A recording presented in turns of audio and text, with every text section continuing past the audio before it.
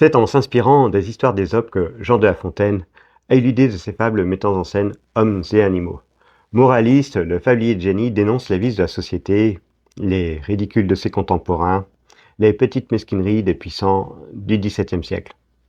Cependant, si ses récits s'achèvent toujours sur une morale, l'auteur s'est bien gardé d'appliquer à lui-même l'enseignement de ses historiettes. Naturellement, il est toujours plus facile de donner le bon conseil que le bon exemple. Dépensier comme personne et grand amateur de jeux d'argent, La Fontaine n'a guère montré beaucoup de sagesse dans son existence. Habitué de l'établissement de même de la Sablière, maison de jeu la plus courue de l'époque, le fabuliste s'est pris de passion pour les cartes et les jeux de dés. Certes, à 40 ans, l'homme de lettres jouit alors d'une fortune considérable. Mais celle-ci sera totalement dilapidée, au point qu'il faudra 15 ans plus tard être secouru par l'aimable tenancière.